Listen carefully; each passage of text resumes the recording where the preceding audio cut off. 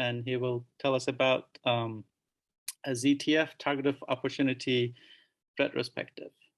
Go ahead, Eric. Thanks, Mark. I wanted to give a talk today that is a little more sort of programmatic focus, maybe in the spirit of those comments, looking back at what we have done and more so what we haven't done with target of opportunity observations following up ZTF transients. And thanks to the previous talks, especially Melissa, sort of giving some broad context already. I came to UW in 2017 from Caltech, where I was the project scientist for ZTF, and we were just finishing development of ZTF at that time, and we're really quite excited about its potential to open up the transient sky. Really, the motivating science for ZTF was looking for sort of young or fast or rare transients in ways that weren't currently possible, and so they were sort of a handful of exemplar cases that I've sort of pulled here on from the literature of things that we had sort of one of in the sort of mid to late 2010s of for example, in the upper left here, these are flash spectroscopy features from a very young core collapse supernova, just a few hours after explosion. And so if you can identify, supernova, within the first day or so after they've exploded, there's a lot of interesting physics there, again, as we heard just a couple talks ago. Similarly, there was a case from IPTF, a predecessor survey of an optically discovered gamma ray bursts, where we saw a fast fading optical transient and were able to get on with X-rays and see that it was indeed a gamma ray burst that just didn't have that higher energy trigger. And more generally, there was the idea of, okay, there's this time scale, decay time scale, sort of luminosity phase space. And the idea was that, okay, what is lurking in the gaps here? What are the objects that might be present here that we're not seeing because they're so much more rare than standard novae and supernovae?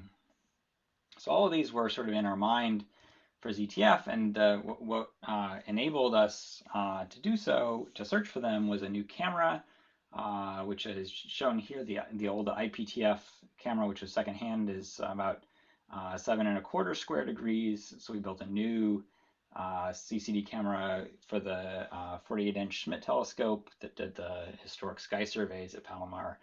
So that gives you a 47 square degree instantaneous field of view, and you get sort of more than an order of magnitude increase in survey speed. So you can cover the whole sky in a night, the whole northern sky in a night, and find things both that are rare because you're looking everywhere, and also things that are fast evolving because we use some of the time for sort of higher cadence surveys where you're repeatedly sampling the same area during the night.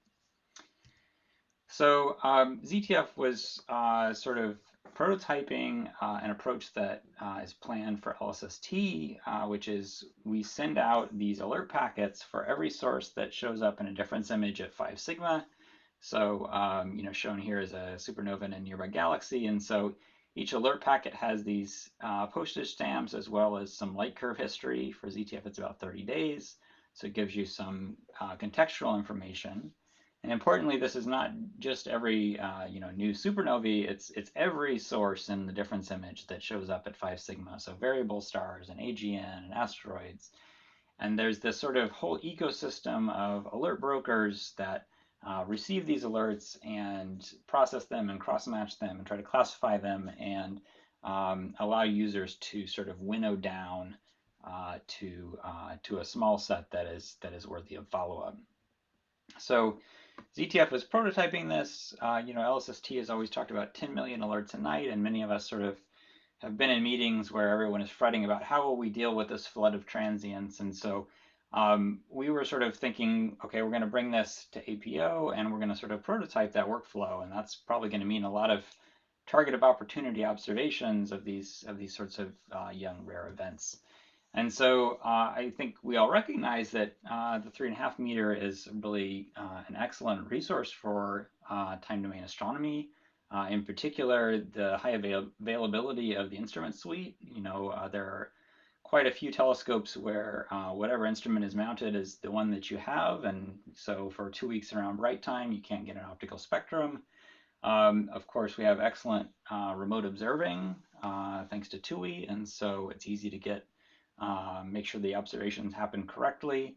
And there's a really good match, frankly, between just the northern hemisphere location of APO and its aperture. So ZTF is finding, targets brighter than about 20.5 magnitude, and APO can follow those up.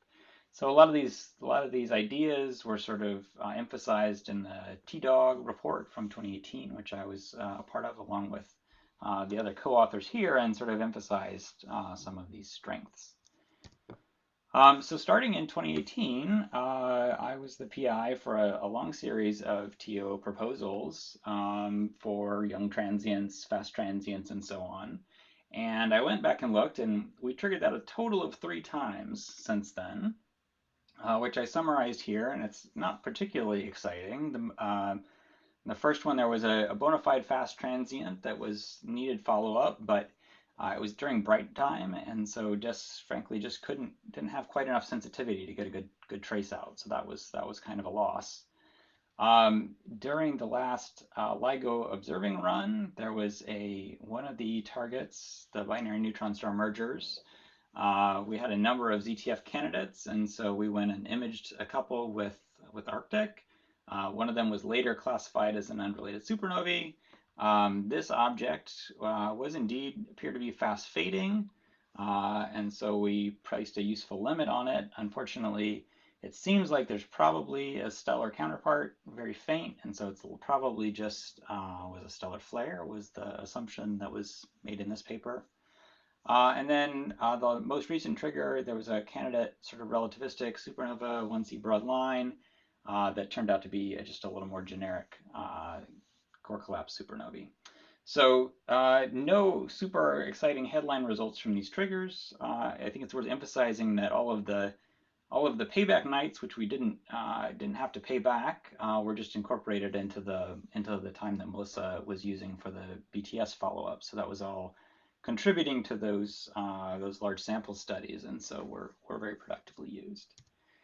So that the retrospective of this talk is to ask, where were the triggers that we expected? Why didn't we have them? And what does this imply for APO's future in the sort of LSST era?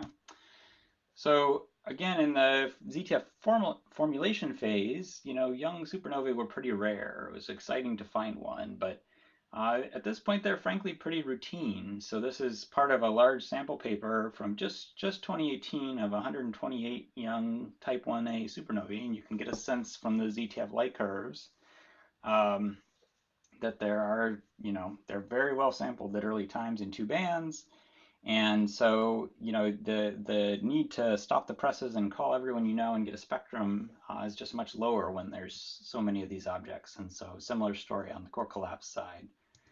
Melissa already talked about the SED machine, the spectral energy distribution machine, which is this robotic IFU spectrograph. You can see here showing Saturn, of course, which has been hugely productive at getting maybe not always the youngest, the earliest time spectra, but certainly of handling classifications. And so if you look at the statistics on the transient name server, which is sort of the central clearinghouse for transient events, ZTF and largely SEVM are, heads and shoulders above every other program in terms of obtaining classification spectra. Again, DIS and the 3.5 meter give you more resolution, but in terms of that first look, what is this that we're dealing with? It's hard to beat a robotic spectrograph that's on the same mountain. Fast transients remained rare, so there weren't so many of those, and so there weren't so many triggers, but the team that was focused on this were able to gather enough other resources spectroscopically that APO was sort of only rarely called upon. And I think this is more of a story about focus and human capital than observatory capability, because this is a topic that I am interested in, but it's not my thesis at some level. And so the folks doing this, leading this work, were able to make use of the resources they had available. And so this is a sample from Anna Ho's recent paper of the sort of 42 events that they found in all of the first 3 years or so of ZTF that faded below half maximum within 10 days. Most of these you see are just sort of a broad extension of the sort of standard supernova population, with the exception of a small set of more relativistic type transients. And the vertical lines here are, I think, spectral epochs. And so again, I think this indicates that they were able to secure resources themselves that were sufficient for this purpose. The last case I want to draw on here, which I think is also interesting, is the follow-up of electromagnetic follow-up of gravitational waves. And there are lots of candidates because this is a really high-profile topic. And so, in the last LIGO observing run, had these enormous localization regions that ZTF was able to tile thanks to its wide field of view, and that turned up tons and tons of targets that needed follow-up. But the irony is that because Apache Point is located to the east of Palomar, we typically did not get a chance to observe until almost a day later. And so it frequently happened that we would observe with ZTF, find some sample of potentially interesting candidates, and then as the night worked away around the Grove, other facilities would be picking these up and either getting spectra or more photometry. And so by the time we got back to APO, they were ruled out or confirmed to be uninteresting, or there was a new set. And so it was really operationally quite challenging to stay on top of that and see, like, is this a good use of our time to trigger? Will there be targets there when it's nighttime? I don't think we fully cracked this nut, but it was an interesting operational challenge to see work. Interestingly, in the Rubin era, of course, we'll be to the west of the Rubin Observatory, and so we'll have an opportunity to be more in the sort of fast follow-up mode. Looking ahead to Rubin, again, I think it's worth remembering that most of the events that Rubin is going to see are going to be incredibly faint, 24th magnitude or so, and so this plot is sort of showing the cumulative volume of transients as a function of their observed magnitude. So as you go deeper, you're sort of looking farther back in space, and so for a uniform distribution of transients, you get more and more in those sort of outer slices of the cone. And the thing to take away here is if you look at, say 20th magnitude, ZTF is always going to find more things at 20th magnitude than even LSST. And that's even before you take into account that, of course, Rubin is in the southern hemisphere, and so the overlap in the sky is smaller. So in terms of event rate to APO, ZTF is generating far more events than Rubin will, and so I don't think we should anticipate some large deluge. So just to sort of summarize, the rapid follow-up game is challenging. It's not something that you dabble in. If you want to make it your focus, it has to be the focus. Transient follow-up is unpredictable. You take spectra, and sometimes you get something that's much less exciting than you hope for. And so there's a clear sort of cost-benefit analysis that you have to do in terms of, is this a good use of the time? Melissa talked already about, sort of the unique value that the 3.5 meter provides relative to robotic facilities in terms of following up fainter things at higher resolution. Something that is not unique to us, but again, having really good solid data reduction pipelines in hand is critical to be able to make use of time domain data. If you're going to issue a TOO interrupt, you want to be able to have that data ready to reduce right away and to report back. We were hindered certainly by some of the sensitivity issues with this, so looking forward to Cosmos. And just generally the payback process is very valuable. It does impose a little bit of extra latency and overhead in terms of getting a TOO through. So just to conclude, I think the TOO the 3.5 meter has great potential for time domain observations. Cosmos, better, more PyCosmos and so on, better reduction pipelines, and some of the scheduling ideas in TDOG are certainly worth considering if there's a science community that wants to push for it. I don't think we have to worry about LSST overwhelming APO, but we can always get more spectra. There will never be a shortage of targets. They just are not necessarily all time sensitive. And I just wanted to finish by thanking the observatory staff for all their help with these disruptive observations, and to the folks we interrupted for their patience. Thanks. Thanks, Eric.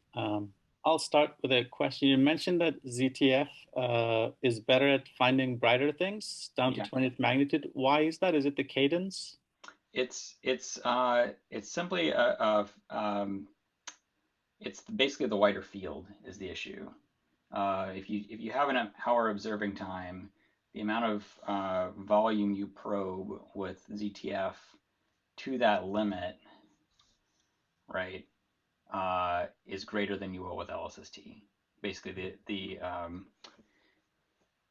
LSST and ZTF have very similar observing times, so very different depths and fields of view. And so if you take an hour, you're going to get a narrower pie slice of the sky that goes deeper with LSST. And so everything it finds is going to be fainter. Right. Does that make sense? Yeah.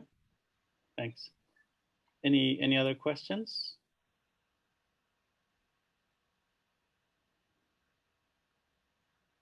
All right.